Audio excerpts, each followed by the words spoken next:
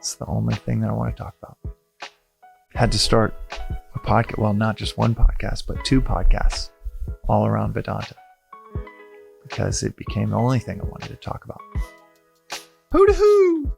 We back with another reflection on the daily Vedantic. And this episode, this reflection is on a topic that so many of us need to hear when we pursue something that might break the mold, break from what our community is used to seeing us pursue, especially if it deals with the divine, the eternal, this concept of quote unquote God, which we use that word so often, and every one of us has a completely different concept in our head of what we even mean or think about when we use that word. And yet we talk about it as if we're all talking about the same thing. But when you have a topic that touches on the spiritual, the divine, the supreme, it can ruffle some feathers. St. Peter, in one of his letters, he writes that to the pagan people around you, they will be convinced of your wrongdoing.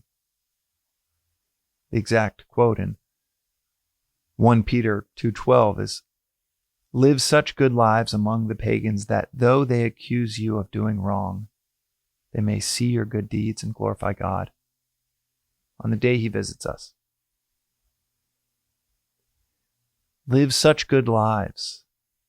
And at the end of the day, this entire philosophy it's a study in the art of living well, the manual for life, for living well and seeing what is, and not being entranced, enthralled, enslaved by false notions of what is not. This pursuit of knowledge, maybe it doesn't even register on most people's radars in your life. But there will be a few that might wholly disagree with it, accuse you of wrongdoing.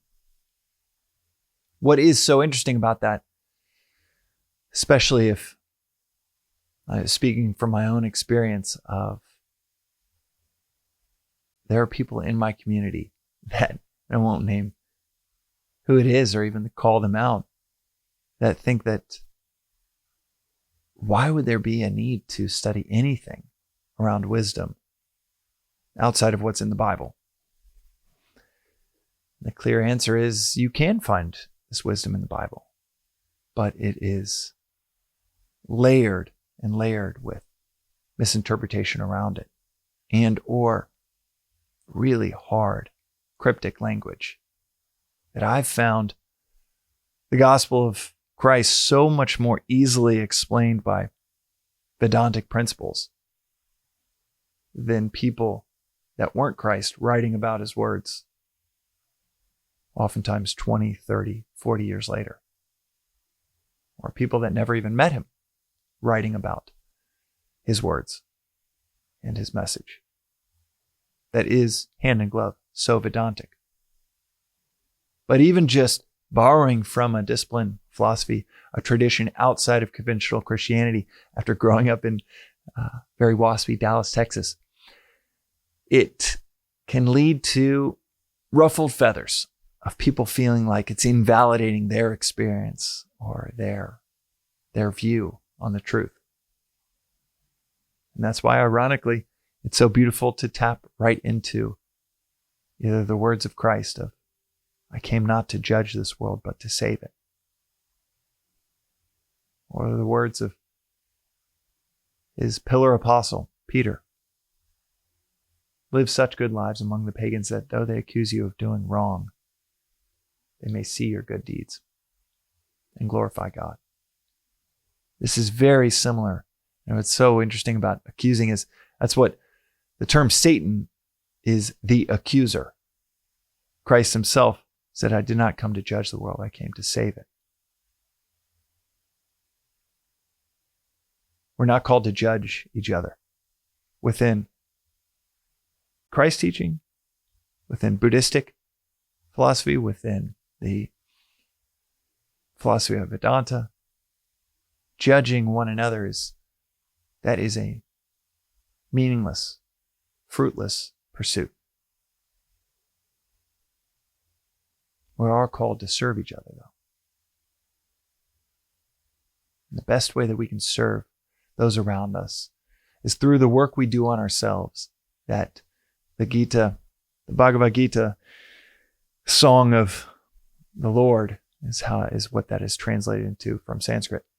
What it clearly states around service is two things. One, the most important work we do for others is the work we do on ourselves. And two, it's not the judgments we asperse to others around us.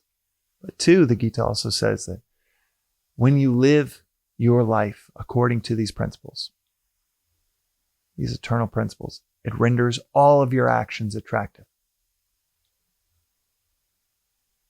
Because setting an example isn't just one way of influencing the lives around you. It is the only way to influence the lives around you. Not through stringing words together beautifully, perfectly in front of them, and then living a life that's different from those words. But it is through setting the example, being the example, living the example, that influences those around you so much more profoundly than sending them a verse from a text, than memorizing an entire Upanishad is nothing compared to being that living example that renders all of your actions attractive. To where after a while, months, maybe years, maybe decades, people want to know, man, what is so-and-so doing that it's just creating so much peace, prosperity for them, their family, for those around them? That's how I first came across this philosophy.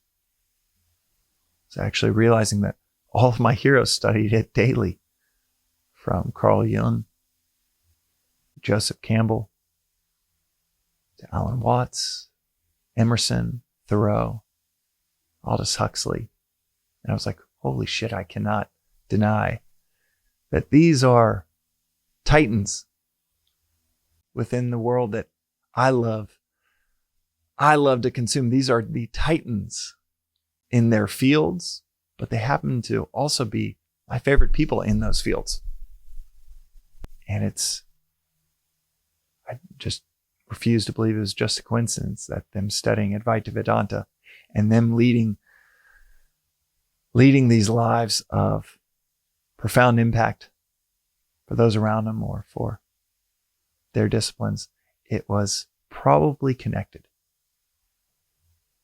Hence, almost a decade ago, diving what originally I thought was just going to be a month, diving into this philosophy of Advaita Vedanta.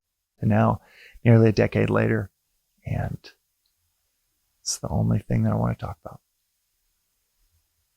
Had to start a podcast, well, not just one podcast, but two podcasts all around Vedanta, because it became the only thing I wanted to talk about. That's today's reflection on the daily Vedantic. Reflection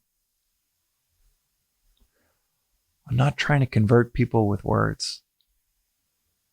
This philosophy it's not big on conversion regardless. Openly will state that 1 in 10,000 will find this kind of thing interesting, these concepts, or these words of the masters. 1 in 10,000 will find it interesting. But if you do want to influence those around you, do it through your actions and the example you set. Study and do the work on yourself, and it is inevitable it will render all actions attractive. The pagans will say, I swear they are doing it wrong. But the results keep stacking up. maybe, just maybe I've got it wrong. Maybe something about the way they're doing it is actually right.